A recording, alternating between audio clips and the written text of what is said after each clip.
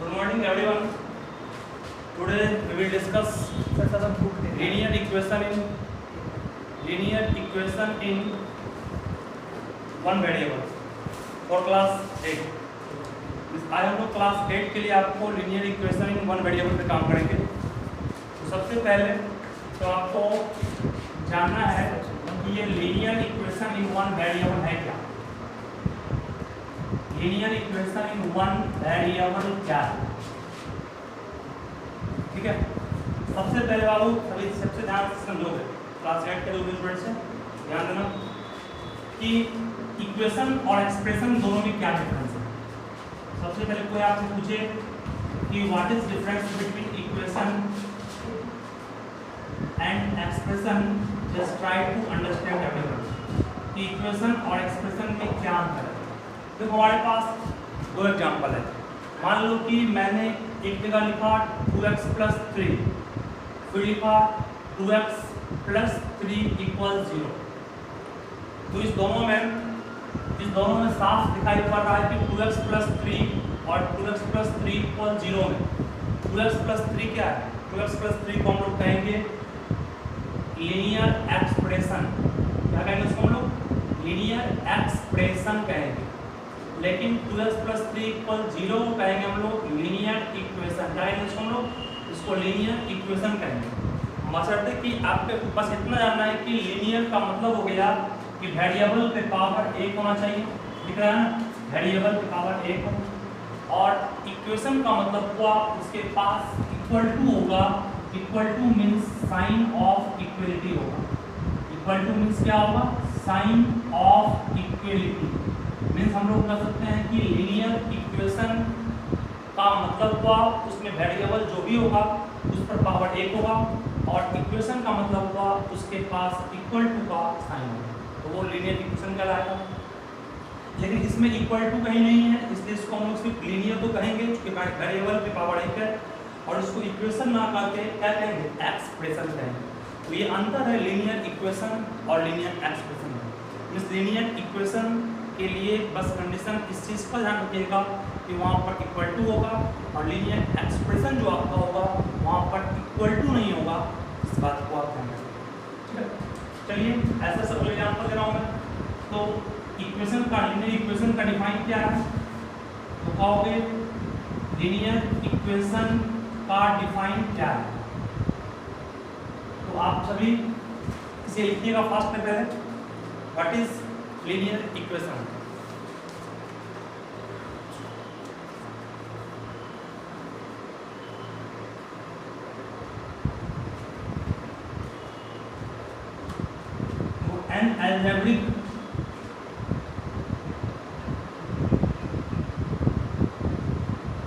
An algebraic equation is an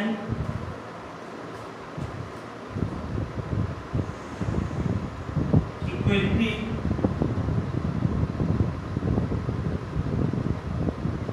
involving variables।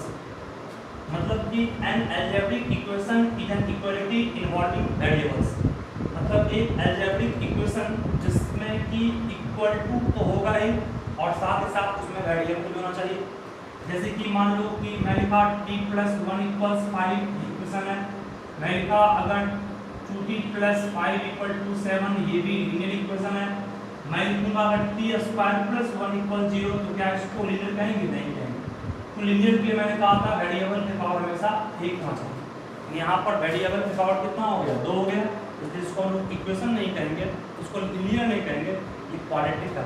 Quadratic उसको अभी नहीं पढ़ना आपको है, क्या बोलेंगे इसको हम लोग? इसको बोलते हैं क्वाड्रेटिक, ठीक है। बस आप इस चीज़ का ध्यान रखिएगा कि लीनियर के लिए वेरिएबल की पावर 1 होना चाहिए, और इक्वेशन के लिए उसमें इक्वल टू का कंडीशन जरूर होना चाहिए। ये सब कुछ एग्जांपल्स हैं जिसको मैंने आपको दिया। इस दोनों में क्या डिफरेंस है? ये भी लीनियर है, ये भी लीनियर है, लेकिन ये एक्सप्रेशन है और ये क्या है? इक्वेशन, ठीक है। एक्सप्रेशन में इक्वल टू नहीं होगा, इक्वेशन में इक्वल टू। डिफरेंस था लीनियर इक्वेशन और लीनियर एक्सप्रेशन में, इसको आपको बारीकी से ध्यान रखिएगा। सब लिखिए फास्ट।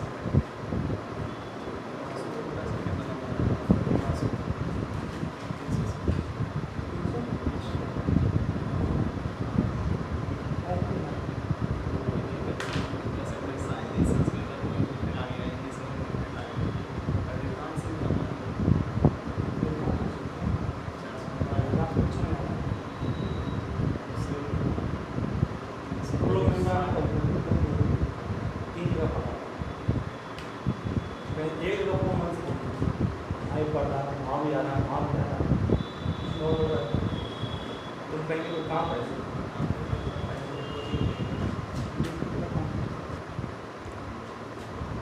हम लोग एग्जाम्पल आपको दी, तो इसको आपको अच्छे से बाबू याद रखोगे। इसके बाद फिर मैं सिखाता हूँ एग्जाम्पल्स कुछ और। देखो ये आपके पास linear equation in one variable है, बिल्कुल है। ये भी है और सर बिल्कुल है। ये भी है और बिल्कुल है। ये सब लीनियर है कि नहीं? ये भी है और सर बिल्कुल है। 3z = 7, 8y = 22, ये भी है, बिल्कुल है। ये सारा आपके पास तो दिख रहा है, सब में इक्वल टू है या नहीं? इक्वल टू है, मींस ऑल आर इक्वेशन। सब में इक्वल टू है तो ऑल आर क्या? इक्वेशन। इक्वेशन को शॉर्ट करते हैं इक्वल पावर n, और सब में वेरिएबल जो पावर 1 है वो क्या हो गया? वो हो गया लीनियर। मतलब ये सारा लीनियर क्यों है? क्योंकि वेरिएबल का पावर 1 है। तो ये सारा इक्वेशन क्यों है? क्योंकि सब में इक्वल टू है। इस बात को आप लोग सभी ध्यान रखिएगा अच्छे से। लीनियर इक्वेशन के बस कंडीशन इतना ही है कि equal to sign must be है and power 1 variable must be 1। ये सारे डिजाइन को मैं समझा दिया हूँ, आप लोग इसको नोट कीजिए फर्स्ट, फिर आगे बढ़ता हूँ।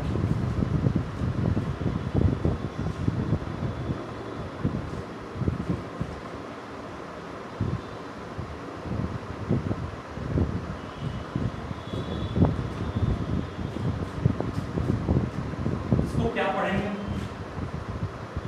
क्या पढ़ेंगे? ऑब्वियसली इसको पढ़ेंगे लीनियर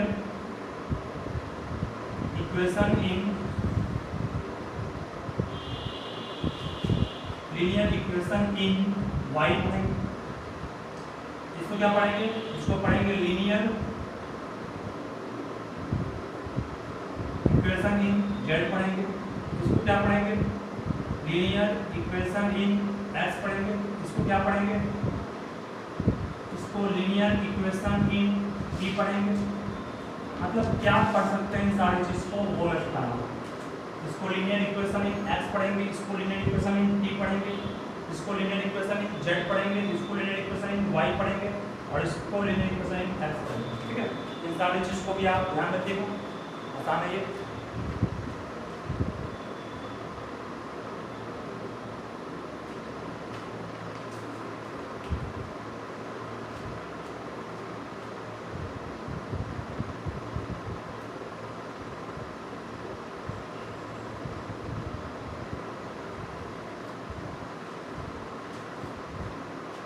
हो गया है, इसको नोट सब अच्छे से कर लोगे पॉज करके वीडियो को। इसके बाद फिर ध्यान देना है linear equation in one variable में नेक्स्ट पॉइंट जो मैं डिस्कस करने जा रहा हूँ वो क्या है? वो नेक्स्ट टॉपिक डिस्कस करने जा रहा हूँ solution of equation. Solution of equation का मीनिंग ये होगा the value of variable that will satisfy the equation is called solution of। मान लीजिए आपके पास दिया हुआ है x + 5 = 0। क्या इसको linear equation in one variable कहेंगे? और सर बिल्कुल कहेंगे। इसका सॉल्यूशन क्या होगा? सॉल्यूशन का मतलब हुआ x का वो मान, x का वो वैल्यू जो इसको सेटिस्फाई करे। सेटिस्फाई करने का मीनिंग क्या होगा? देखिए इक्वल टू के जो इस तरफ है इसे बोलते हैं हम लोग हैं left hand side, equal to के उस तरफ वाले पार्ट को कहते हैं राइट हैंड साइड कहते हैं। ठीक है, तो यहाँ पर आप इसका निकालना चाहते हैं सॉल्यूशन, सोचिए कि x का मान क्या रखें 0 बन जाए। तो सर इफ ध्यान से मैं क्या बोल रहा हूँ, एक बात और, प्लस के साथ कोई टर्म है उसको आप उस साइड भेज रहे हैं तो वो क्या हो जाता है माइनस। माइनस वाले साइड को उस तरफ भेजेंगे तो क्या हो जाएगा? वो प्लस। गुना वाले टर्म को भेजेंगे क्या होगा? भाग।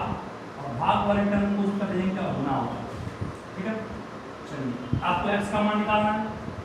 इस क्वेश्चन के लिए आप x का मान निकालिएगा। 5 क्या आगे कौन सा है? प्लस साइन है, ये उस तरफ जाकर क्या हो गया? 0 तो आ गया, वो उस तरफ गया तो -5 हो गया। 0 - 5 क्या होगा? -5 होगा। x का मान क्या आ गया? -5। x का मान -5 क्या है, x equal to -5 is called its solution. x equal to -5 को इसका हम लोग क्या कहेंगे, सॉल्यूशन कहेंगे। सॉल्यूशन को शॉर्ट में लिखा हूं इस तरह से, इसका फुल फॉर्म आप जानते हैं, यहाँ लिखा हुआ है। मतलब कि आपको अगर किसी भी लीनियर इक्वेशन का निकालना है सॉल्यूशन निकालने के लिए आपको सबसे पहले x का मान निकालना पड़ेगा। x का जो मान उस इक्वेशन को सेटिस्फाई करेगा उसको हम लोग उसका इक्वेशन कहेंगे। ठीक है, तो सभी इसको पहले फास्ट देखिए और ये रूल आप यहाँ पर देखिएगा, इस रूल में यूज करेंगे। प्लस उस तरफ जाएगा माइनस, माइनस उस तरफ जाएगा प्लस, गुना उस तरफ जाएगा भाग, और भाग उस तरफ जाएगा गुना। उसका उल्टा भी होगा, माइनस किस तरफ आएगा तो प्लस। और एक आपको जिस वेरिएबल का मान निकालना है उसको अकेला छोड़ना, x को अकेला छोड़ दिया मैंने, 5 को उत्तर भेज दिया, सॉल्व यहाँ से करें। ठीक है, इसको अच्छे से ध्यान रखिएगा, नोट कीजिए फास्ट में इसको।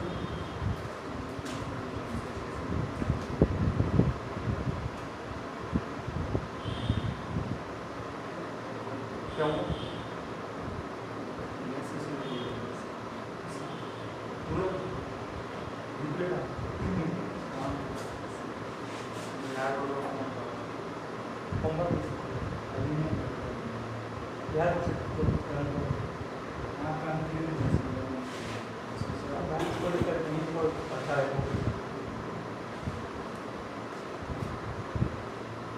कहीं भी तो मन समझ।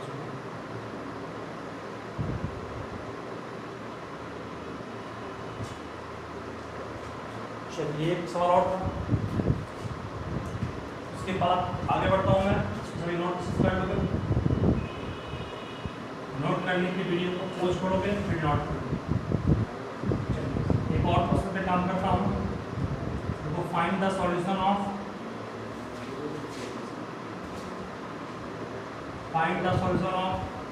3x plus 6 equal to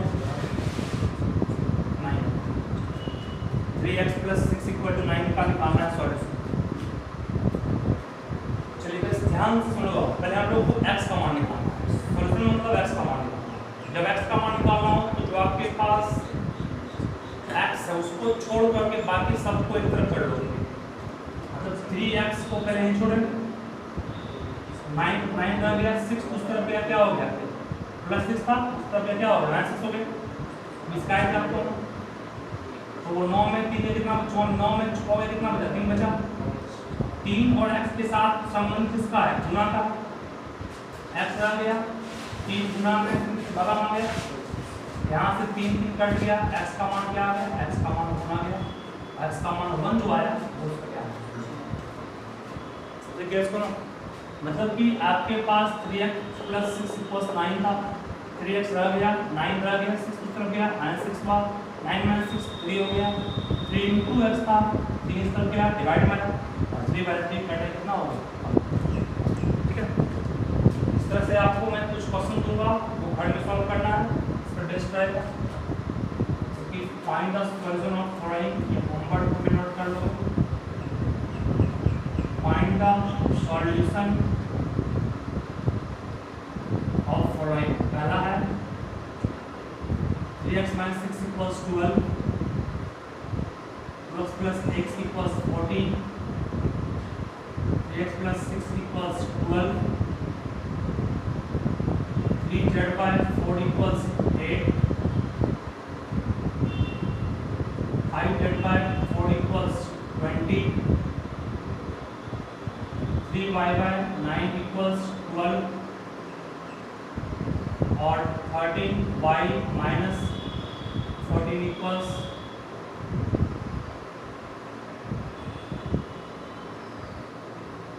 12। इन सारों का आपको घर में सॉल्व करना है। इसका x का मान निकालना है, इसका भी x का मान, यहाँ भी x का मान, z का मान, y का मान, y का मान। इन सारे को सॉल्व करके आपको घर से लाइएगा। उसके बाद जो डाउट होगा पूछिएगा, आप सभी बोल रहा हूँ। ठीक है, और आप सबों में से कोई भी स्टूडेंट्स अगर क्लास 8 का ये ऑनलाइन क्लास करना चाहता है तो उसको प्रेरित कीजिएगा। ठीक है, उसके बाद मैं आगे इस तरह से आगे बढ़ूँगा। फिर आज के लिए आपके लिए थैंक यू।